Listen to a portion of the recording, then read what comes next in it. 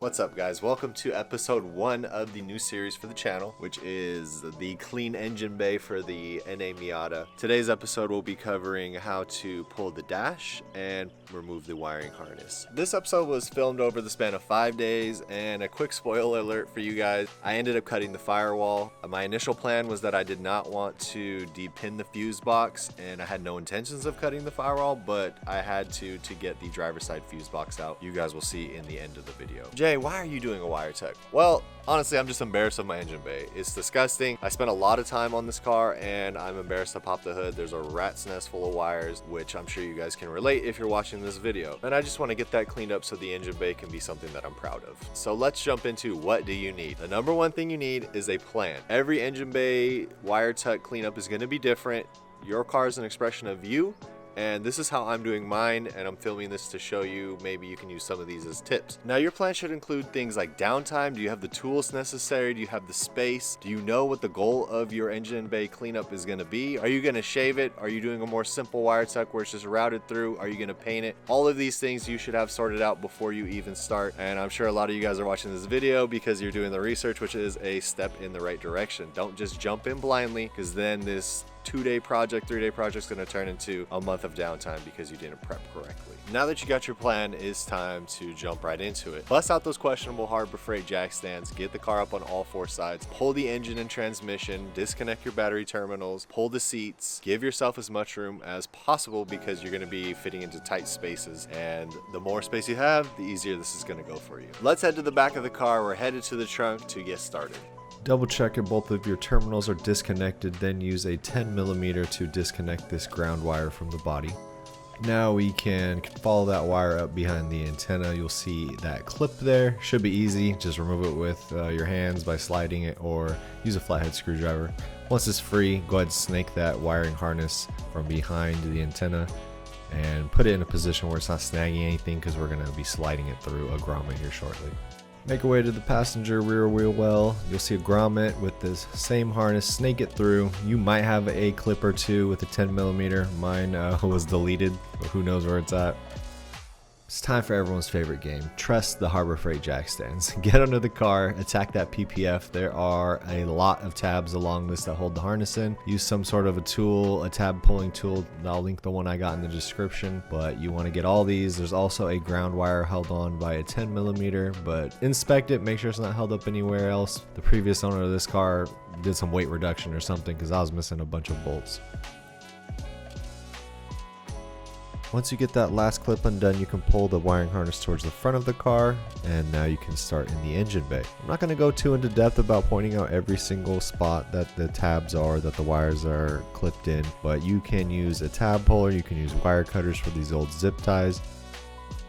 The main thing you have to pay attention to as you start pulling wires is, where did these wires come from, right? So on the screen you can see I used a label maker because I write like a child. My handwriting's horrible. I know that if I used painter's tape or whatever tape and a marker, I would be just as lost as if I didn't even label them. So find a system that works for you and label every wire. It'll just make it a lot easier when it comes to reinstallation. And the last thing you want is that you get the wiring harness out of the car and then you have no idea where these wires went, where you need to route it to. And a lot of these wires have already been disconnected from when I pulled the engine, but I still labeled them just to make it much easier on me when I go for the reroute. You will have to remove both of the headlights, so just take the bulbs out. The wiring goes under the headlight lid. It's just easiest to access it through the headlight bulb area. So once you get everything done in the headlight area, you can move up to this igniter module. Be careful with this area as we get closer to the fuse box. You can also pull the mount that holds it in place, and you can go ahead and just toss that.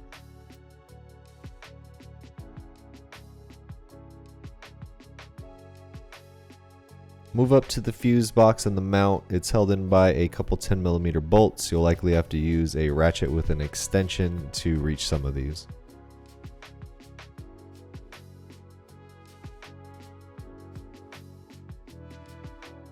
This is a good stopping point. Everything is disconnected, kind of hanging here. Clearly all this is going to be removed. The only thing on this side is pretty much going to be the fuel lines, the headlight motor, We pushed on to day 2. We can now move over to the driver's side. This is a lot of the same things, the headlight motors, the headlight wiring harness that goes under the lid. It's a lot easier on this side, but if you want my honest opinion, if you want to keep your sanity, take a lot of breaks. Do this over a span of a few days. Split this up. It's very tedious, and there are a lot of little sharp edges in the engine bay. Your hands are going to be destroyed by the end of this, so make sure you take care of yourself. This honestly was right up there with installing valve keepers.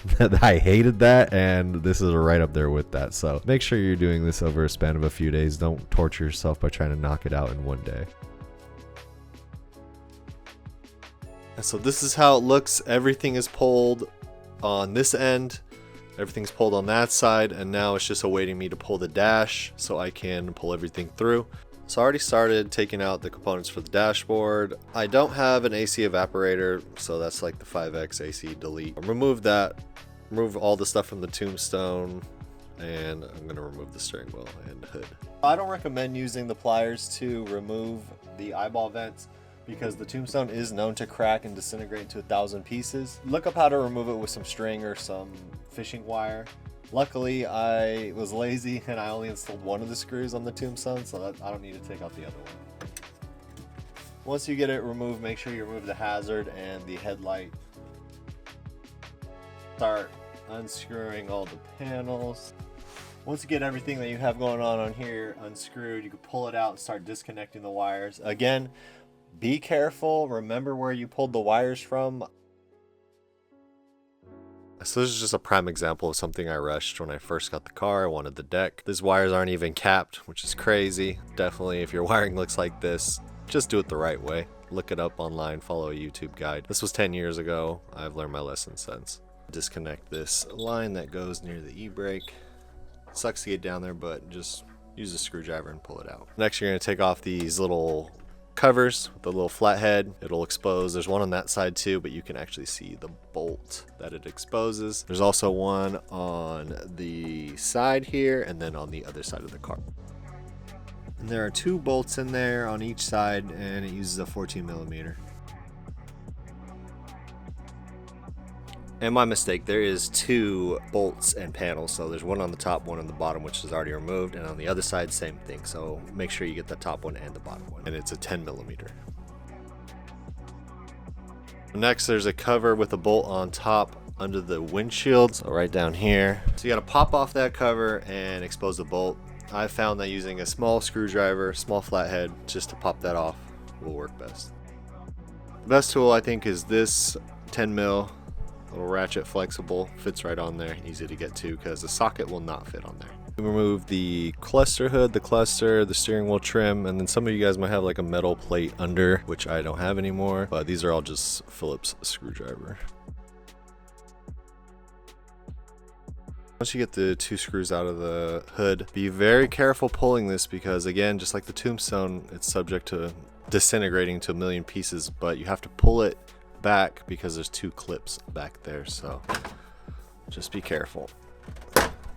Once that's off, it gives you access to the 4 screws around it. So now that those 4 screws are out, this doesn't really have much room for you to pull it, and you shouldn't pull it. You have to access those 3 connectors and remove them.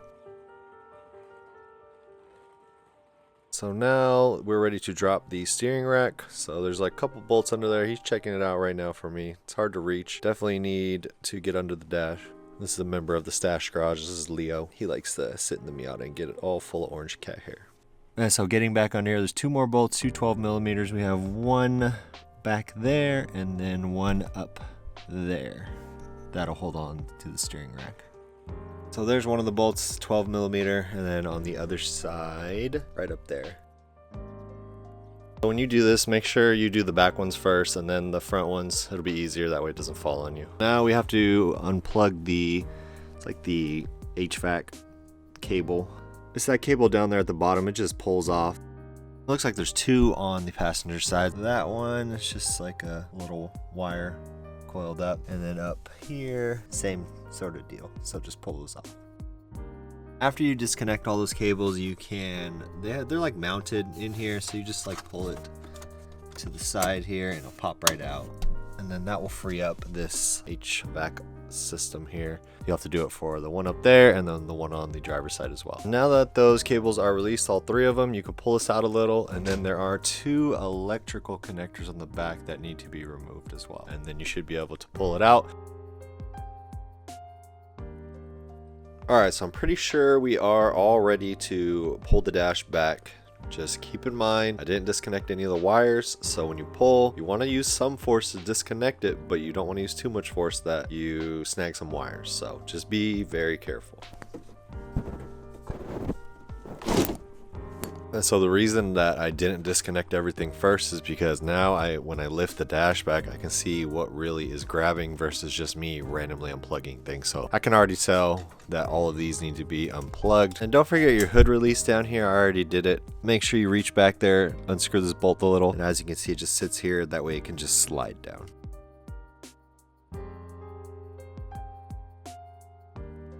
Alright, looks like the last two wires, there they are in the corner up there. So we're going to remove those and then the dash should come out pretty easily. Alright, we pulled the dashboard. Now we're going to focus on pulling the harness through the firewall. So basically what we have to do is we need to disconnect the harness which goes behind the heater core, whatever you want to call this thing. We need to be able to pull it through the dashboard towards the front of the car. And it's mainly held on by these 10mm bolts here, and then there are some like clips.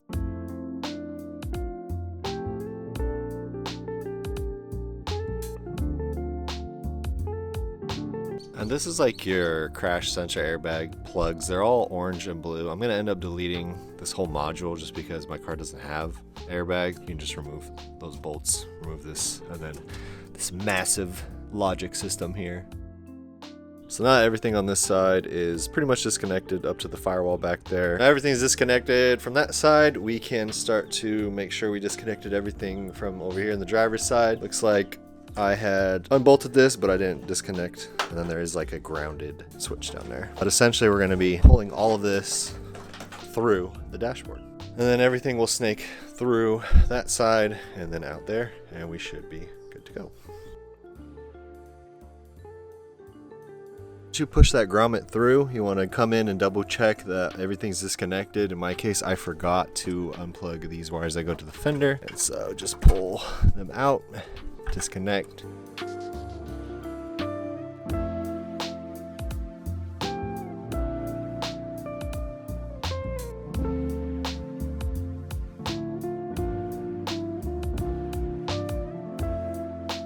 Alright, now that we have everything removed from the driver's side, the harness pulled through, we can remove the HVAC box and the heater core, as well as the blower motor, I believe that's called. I'm going to leave mine out just because I'm deleting all of that from the car. I know a lot of people are really about the heater core and keeping tense because it's like a mini radiator, but I'm going to be running a cross flow radiator. I have the coolant reroute, and I'll be monitoring the temp, so I really don't care about that.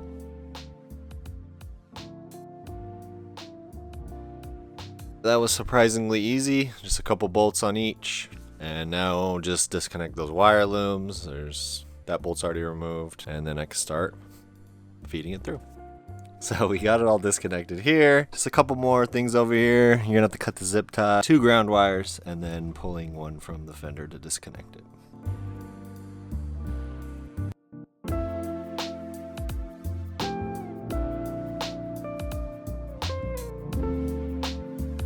So I'm gonna go ahead and pull this liner, whatever this is, because that doesn't look too healthy, probably mold from the 1990s. So we're just gonna pull that back, and it will be easier to pull the harness through to access the grommet.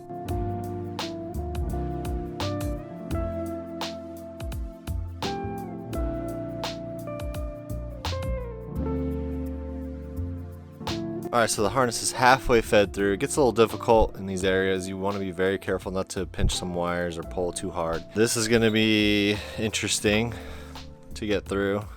Not the hood latch, that can just unhook and stay, but pretty sure this is not going to fit. So what I'm going to do is unbolt the bracket and then see if just this will fit through. Alright y'all, so it is day 3. Today's Monday. My original plan, right, was to be able to pull the harness through. I made great progress until you get to the fuse box that was on the driver's side. It just does not fit through the hole. I kind of figured it wouldn't as soon as I saw it, but I wanted to see how far I could get. So you have two options. Either A, you can go inside and depin that fuse box in there, which will be a lot easier than depinning this one because there's a lot more wires on that one. Or the second option, which I'm going to do, is we're going to cut that hole and make it larger. That way it can fit through. And that actually works out better because I was going to weld something over that hole anyway and plug it completely, along with some other holes that aren't used. You guys know I'm going to shave this engine bay, so there's really no point in me trying to depin something or continue to try to feed it through when I know I'm just going to weld that hole shut anyway. So I'm going to cut it, make it a little bigger, and then not worry about it. I wish I had known I was going to cut it earlier because it would have made feeding all of this a lot easier. It's not pretty, but it should fit through. Just keep in mind the edges might be sharp if you don't file them down, so you don't want to drag any wires across it, you might cut them.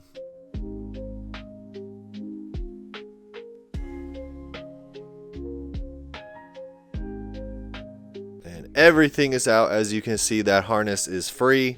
I'm free. Regardless of what happened, I was going to cover that anyway and weld it just because I want that whole firewall to be solid, and I will go over that process in one of the next episodes as well. So after 5 long days, we're finally done. The harness is out, the dash is out, and we're ready to move on to the next segment, which will be going through that harness and pulling the items that are no longer needed that just take up a bunch of space. So thank you guys for watching. If you have any questions about this process, anything I did, feel free to reach out in the comments or the DMs. I respond to all of them. And like the video, comment, subscribe, and thank you guys again. We'll see you guys next week. Obviously it's break time since he decided to jump in here with me, so we'll get under there in just a second.